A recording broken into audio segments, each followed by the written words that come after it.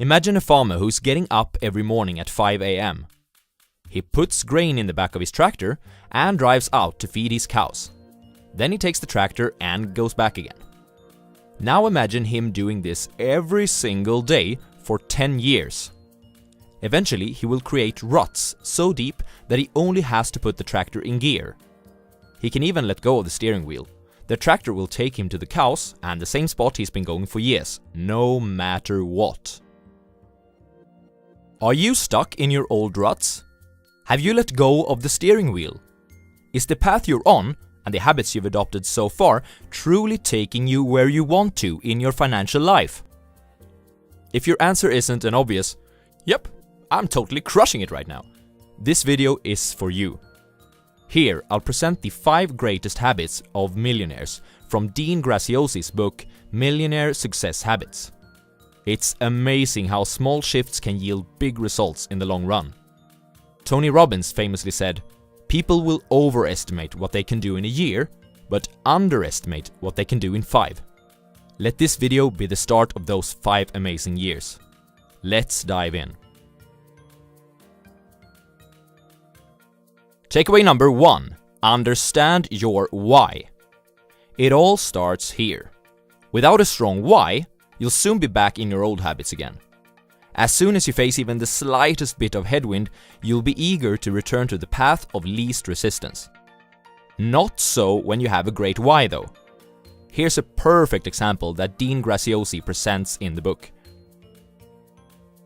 My mom died a few years ago, and when she did, I was a drug addict. I feel like I completely let her down as a son. She was a good mom who worked her butt off to raise a good boy, but when she died, she didn't see that. After she passed, I quit doing drugs. I got my head on straight, and I'm on this mission. I'm going to show my mother in heaven that she raised one awesome son who's going to make a positive impact on the world. Can you imagine this person procrastinating in his bed in the morning, setting up his 3rd snooze while thinking, "Sorry mom, I'm probably not meant for positive impacts. I feel kinda tired today."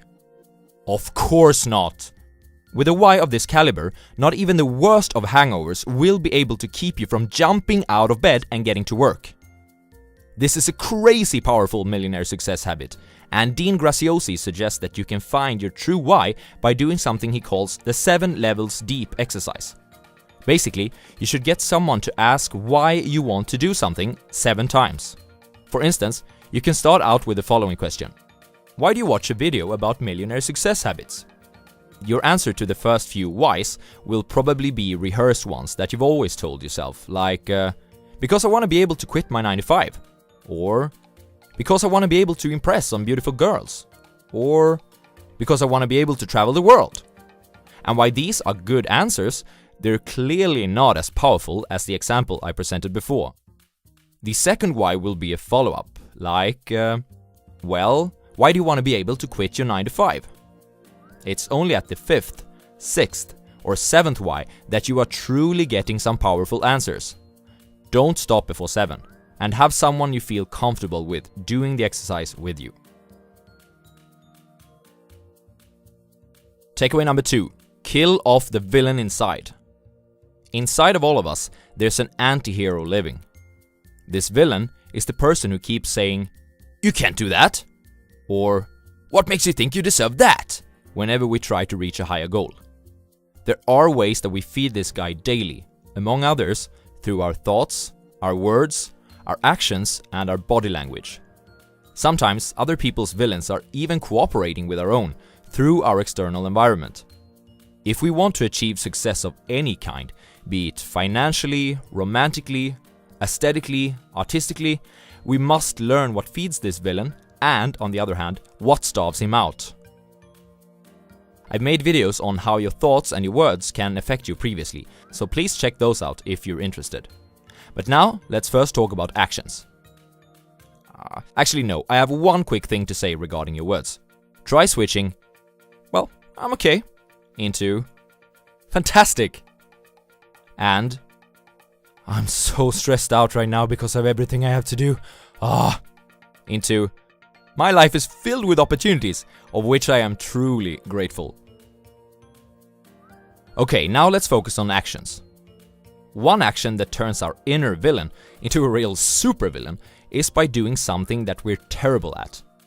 And what's one of the most common advice that we are raised to believe thanks to our teachers, parents, friends, and strangers in the streets? You must work on your weaknesses. Think about it. In school, if you were terrible at doing algebra, for example, didn't the teachers encourage you, perhaps even create extra classes for you, to really work hard and remove that weakness? Didn't your parents cheer you on, or force you, to put in extra effort every time you had homework in that subject?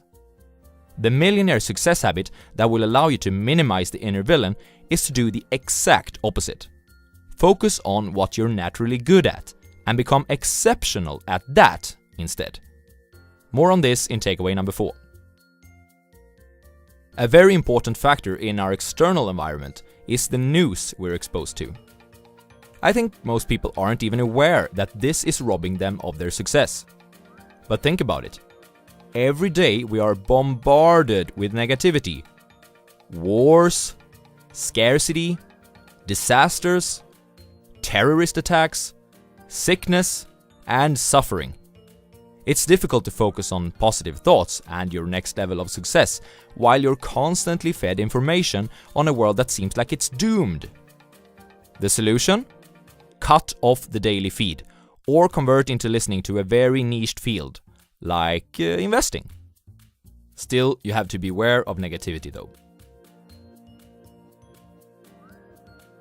Takeaway number 3. Create confidence by becoming your heroic self. When was the last time you made a great investment, an important sale, or got a promotion when your confidence was in the toilet? My guess is probably never. The truth is that even a 5% decrease in confidence can keep us from doing that important thing that would have meant all the difference. So how do we stay at 100%? Try doing this exercise.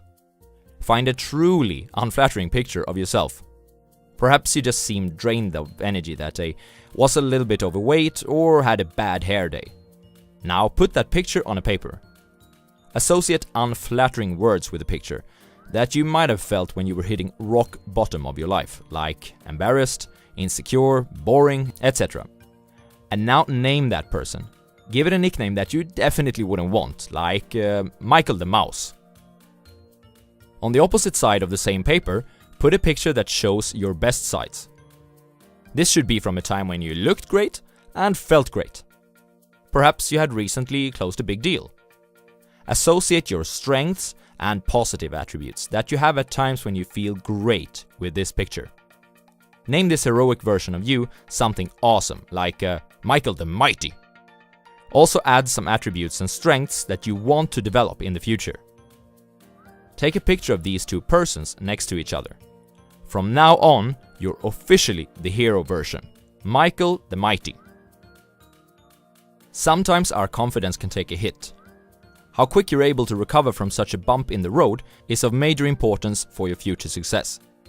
When this happens, bring out the two pictures of you and say, do I want to be the old version of myself that lets life control me, or do I want to be the new hero version of me? Use this as a trigger. You should truly be disgusted by your old self and inspired by your heroic self. Of course you don't want to be Michael the Mouse. You want to be, and you are meant to be, Michael the Mighty. Now go act like it. Takeaway number 4. Look at things from a return on investment perspective. Should you do everything by yourself? Is it a good idea that you're at your 9 to 5, work on your entrepreneurial project, do your dishes, cook your meals every day, clean your house, do your laundry, iron your shirts, mow your lawn, etc., all by yourself? The answer is no, it's not. Why? Because you have areas in which you are exceptionally talented, and others where you are truly inefficient. For example, if cooking food every day is a duty which drains much of your energy and which takes a considerable amount of time, you should probably try to outsource that activity.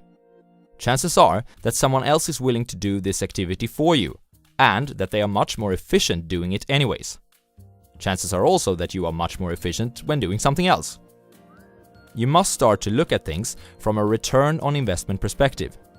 If your hourly wage doing what you're best at is, say, $50, it wouldn't make sense to cook for an hour every day just so that you could save $10 buying food from a grocery store instead of a restaurant. To understand what to outsource, you can create a unique ability circle. Take a piece of paper and create a circle in the middle of it.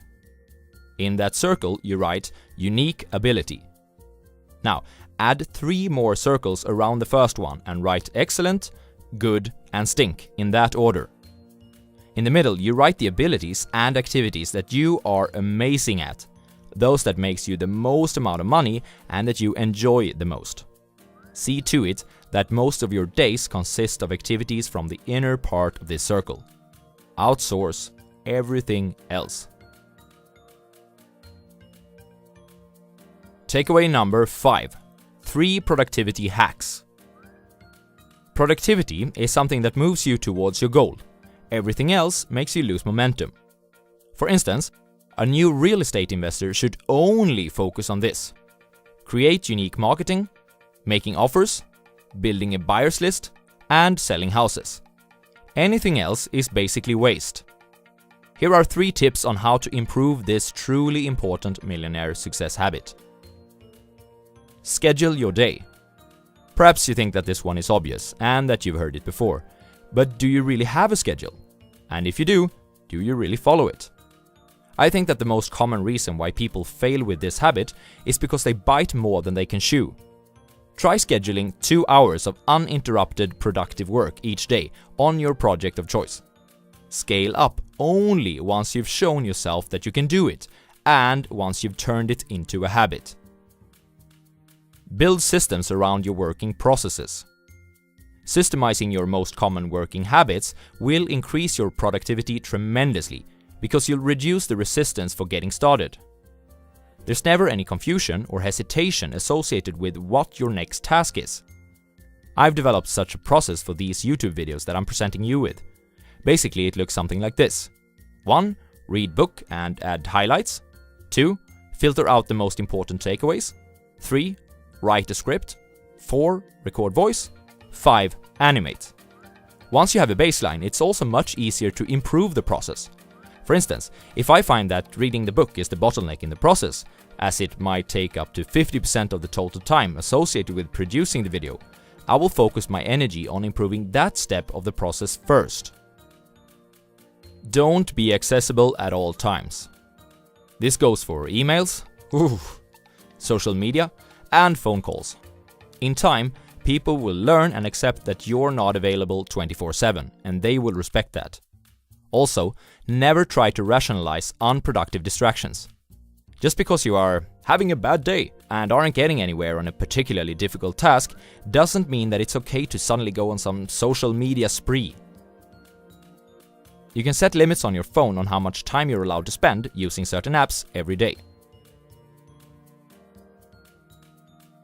In conclusion, understanding your true why will allow you to stay the course, even during the toughest of times. Kill off the villain inside by phrasing yourself differently, focusing on your strengths instead of your weaknesses, and cutting out negative mainstream media. Remind yourself of the most flattering version of you every time your confidence takes a hit. Think about your activities from a return on investment perspective. It's neither possible nor desirable to be great at everything we do. Focus on your unique ability and outsource the rest. Increase your productivity by scheduling your day, building systems, and not being accessible at all times. Thank you guys for watching. I'll see you next week.